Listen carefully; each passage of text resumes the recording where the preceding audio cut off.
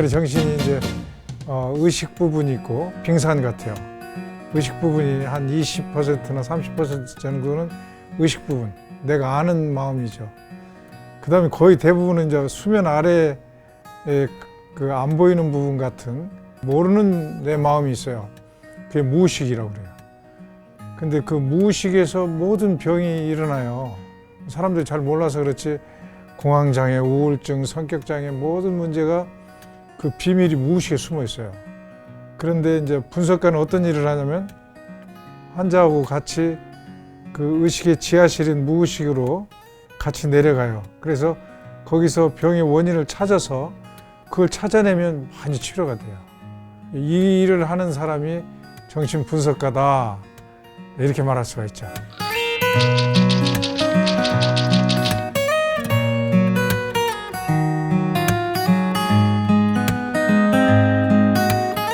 그런 이야기 많이 들어요. 그래서 나 만나기가 껄끄럽다고 그 이야기하는 분들도 있거든요. 이제 그런데 섣불리 어떤 사람의 마음을 이렇게 속단한다든지 이렇게 점쟁이처럼 이렇게 찝어낸다든지 이런 건 불가능해요. 예. 만약에 그런 사람이 있다면 아주 미숙한 치료자라고 말할 수가 있겠죠.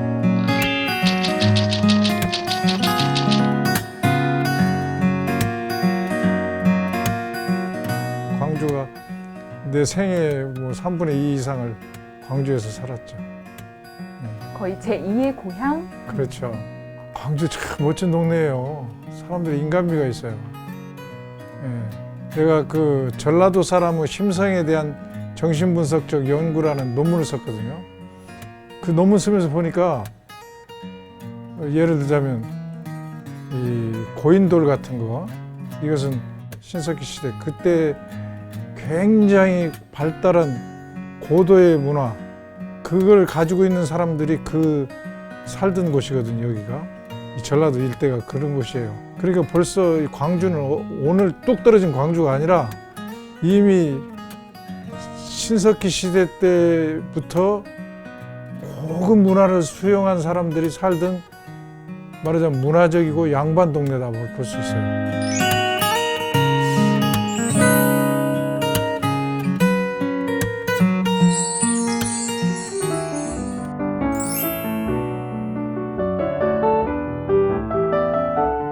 본과 1학년에 들어갔는데 정신과 시간이었어요. 원숭이 실험을 한 슬라이드를 갖고 왔어요. 위스콘신에 닥터 할로우라는 분이 원숭이 갖고 실험을 했는데 원숭이가 태어나자마자 격리시켜가지고 갓난이 원숭이를 혼자 키웠어요. 그랬을 때 이제 엄마하고 같이 키운 원숭이하고 비교하는 거예요. 엄마 없이 키운 원숭이들한테서 여러 가지 정신병적인 증상들이 나와요. 막 팔을 막 물어뜯고 막 털을 뽑아갖고 막 피를 흘리고 자해행위를 하고 그런 거 하면 이러고 앉아있는 정신분열 증상도 나오고.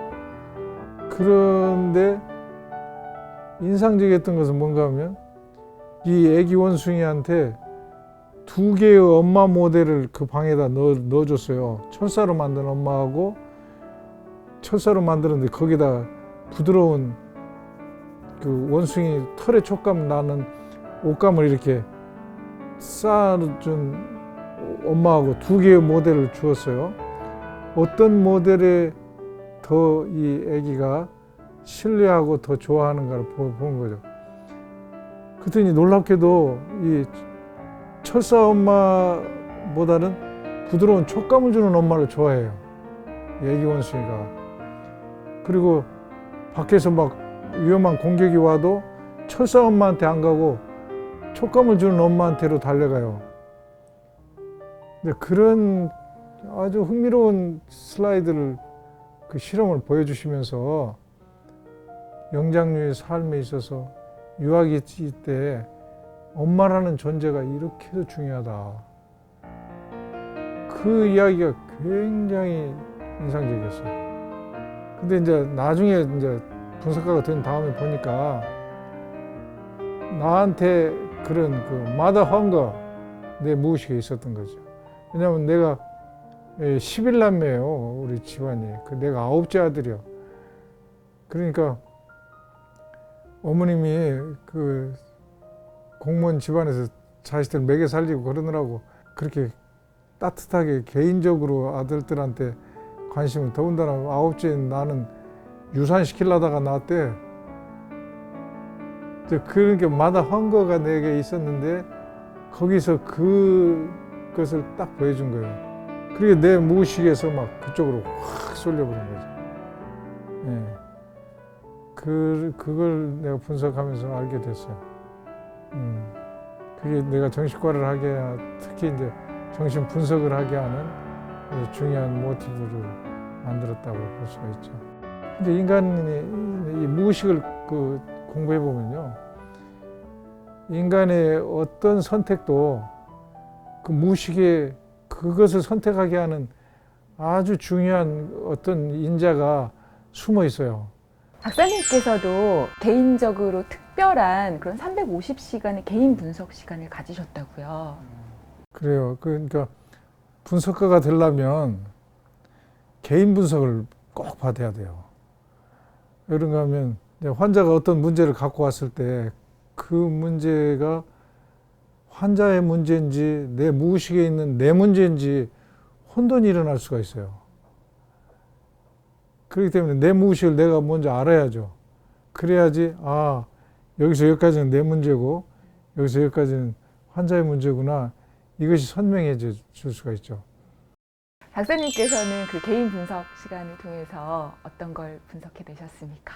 예, 굉장히 개인적이고 비밀스러운 내용을 물어보시는 건데, 이제 정신분석 받을 때 이렇게 카우치를 사용해요. 이렇게 환자는 이렇게 머리 이쪽으로 하고 저쪽으로 눕고, 이렇게 눕고 나는 이제 환자가 안 보이는데 여기 앉아서 이런 식으로 하죠. 이게 이제 정통 프로이드 학파는 이것을 사용하거든요. 내가 이제 카우치에 누워가지고 이제 많은 경험을 했어요. 런던에서 분석받을 때 꿈을 꿨어요. 꿈을 꿨는데 어떤 서양 남자가 이렇게 투명한 꿀병을 갖고 나와서 나한테 좋은 꿀을 내는 벌이 이 속에 있습니다. 그러면서 나한테 이렇게 보여줘요. 그런데 투명한 꿀병 안에 뭐 엄청난 검은 털이 볼볼한 벌들이 막 우르르 하더라고. 근데 이제 그 꿀병을 뚜껑을 열더니 내가 보여드릴까요? 그러더니 맨손을 그 꿀병 속에다 쑥 집어넣어요. 벌을 잡으려고. 그래서 난 깜짝 놀랐죠. 저러다 쏘이면 어쩌려고 그랬죠. 태연하게 쏙 그러더니 그 벌을 한 마리 이렇게 잡아갖고 배를 나한테 보여줘요, 이렇게. 근데 인상적이었던 게 뭐냐면 배에 가서 이렇게 하얀 페인트가 이렇게 선이 그어져 있어요. 하얀 페인트가. 그리고 그 선이 그어진 이 안에 배 부분은 아주 부드러운 그 갈색 털이 보송보송하게 나 있어요, 여기는. 근데 이 하얀 페인트 밖에 부분은 맨돌맨돌한 맨살이요. 그게 아주 인상적이더라고요. 근데 그 벌을 다시 병 속에다 넣고 잠근 다음에 나를 주더라고요. 근데 장면이 확 바뀌면서 어릴 때 내가 살던 집이 나왔어요. 그리고 어머님이 마루에 앉아 계시더라고, 어머니. 근데 한복을 입은 어머니인데 젊을 때 어머니요. 내가 아주 어릴 때 한 7살이나 됐을 때. 그러고는 잠이 깼어요. 그래서 이제 분석 시간에 그 꿈이 분석이 됐는데, 그 벌은 뭘 상징하고 있었냐면 내 분석가를 상징하고 있었어요. 분석가를. 근데 이 내 분석가 이름이 베이커거든요. B로 시작해. 근데 벌도 영어로는 B잖아요. 그러니까 이니셜이 같은 걸 갖고 내 자아가 그렇게 표현하고 있었어요. 근데 벌이 가지고 있는 두 가지 이미지가 뭐였냐면 쏜다 하고 좋은 꿀이잖아요. 내가 분석가한테 분석을 받으면서 분석가한테 내가 비난을 들을까 봐서 걱정하고 있었어요. 쏜다.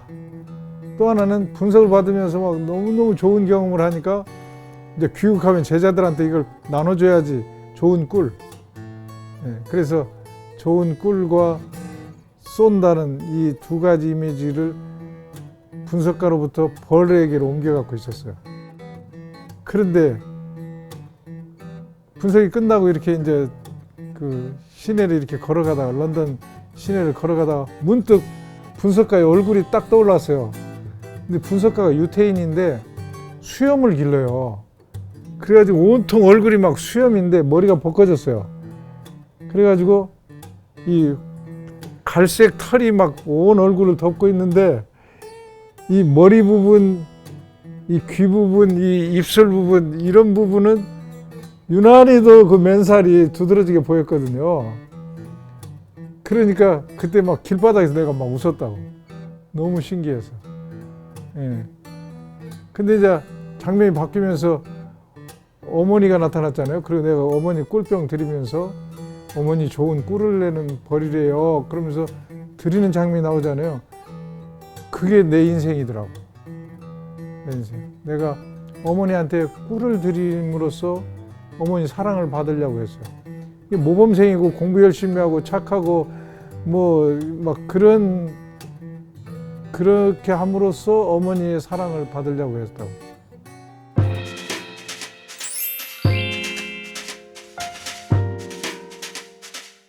사실 지금 현대인들 중에서는 크고 작은 그런 마음의 그늘이 조금씩은 다 개인의 차가 있지만 다 이렇게 있는 것 같습니다. 그런 현대인들이 어떤 정신 건강을 제대로 지키기 위해서 생활 속에서 혹시 실천할 수 있는 방법들 뭐가 있을까요?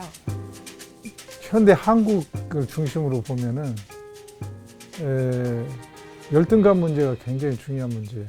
낮은 자존감을 가지고 있는 것이 열등감인데, 자존감이라는 것은 자기에게 자기가 주는 점수가 자존감이거든요. 뭐 내가 완벽하지는 못해도 이만하면 나도 괜찮은 사람이야. 이건 자존감이 높은 사람이에요. 근데 자존감이 낮은 사람은 잘 나가는 놈들도 저렇게 많은데 내 인생은 이게 뭐야. 아이고 한심하고 초라하고 창피하고 정말 보기 싫다. 이런 게 이제 낮은 자존감이에요. 근데 많은 사람들이 그런 그 열등감이 그럴 만한 이유가 있기 때문에 내가 나를 그렇게 평가한다고 착각을 하고 있어요. 내가 보면 비교해봐도 괜찮은 사람들인데도 스스로 자기를 막 내려치는 사람들이 있거든요. 그건 마음의 태도 때문에 그래요. 그게 이제 대개는 어릴 때부터 생기는 그런 열등감 때문에 그러거든요. 그래서 현대인들이 좀 자기를 스스로가 좀 알아줬으면 좋겠어요. 인정을 해주는. 최고가 아니어도 나는 나일 뿐인데 나로서 충분한데 그 나를 내가 못 받아들여요. 그리고 자꾸 남하고 비교한다고. 그것도 뭐 잘 나가는 사람하고 자꾸 비교해요. 그래가지고 그 수준에 못 되면은 자꾸 자기를 내려치거든요. 근데 그것을 중지해야 돼요. 비교하지 말라고. 현재의 나를 내가 그대로 인정해주고 받아주고 또 내가 완벽하지 못해도 내가 공사 중이라는 사실을 알고 인간은 모두 공사 중이에요. 누구도 완공된 사람은 없거든요. 또 공사하다 죽을 거예요. 그런 공사 중인 나를 내가 인정해주고 기대를 해야죠.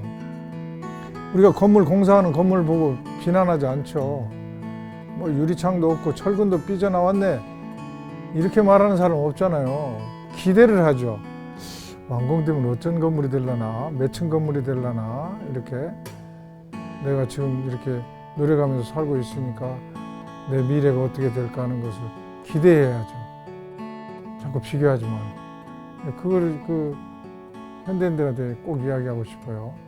박사님께서는 우리나라에 5분이 존재하시는 국제 정신 분석가세요. 네, 국제정신학회에서 이렇게 정식으로 이렇게 인정. 인정받으신 5분 중에 한 분이신데 우리 청소년들 중에서도 이렇게 꿈을 갖고 지금 도전하는 친구들도 있을 것 같습니다. 어떤 품성을 가져야 도달할 수 있을까요? respectful이라고 영어로 이야기하는데 존중해주는, 인간을 존중해줘야 돼요. 인간을 무시하거나 비난하거나 그런 태도를 가진 사람은 분석가가 될 수가 없어요.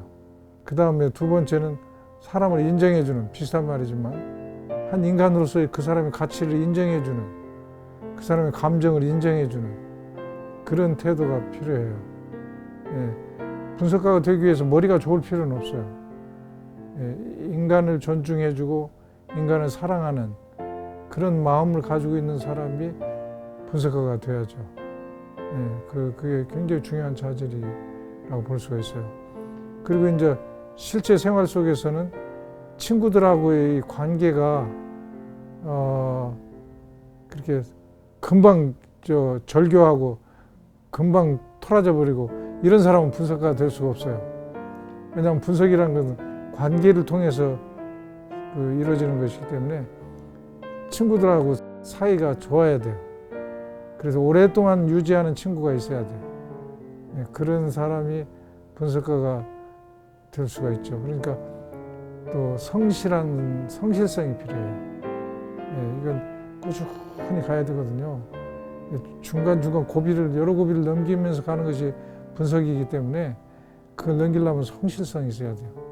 환자하고 약속한 시간을 꼭 지켜야 되고 어떤 일이 있어도 우선순위를 환자에게 맞춰주고 다른 약속들을 전부 다 밀치죠.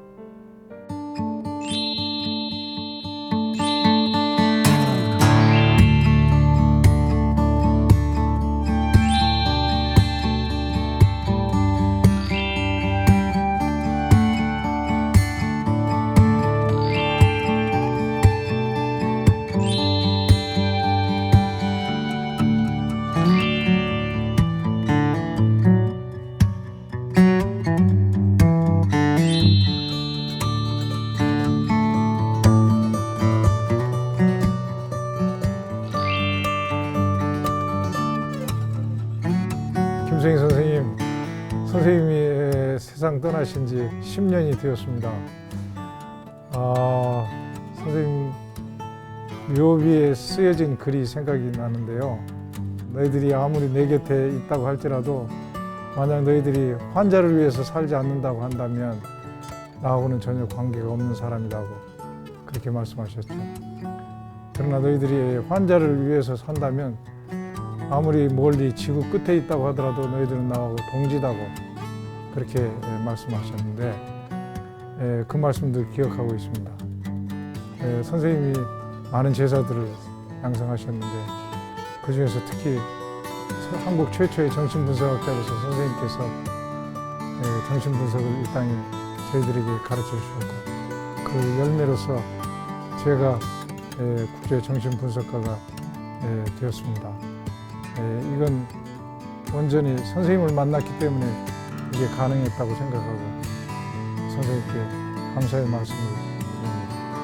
이 땅에 더 많은 사람들이 정신분석을 통해서 자유로워지고 마음의 행복을 찾는 그런 일이 일어나도록 제가 또 열심히 남은 내 생애 동안에 가르치겠습니다.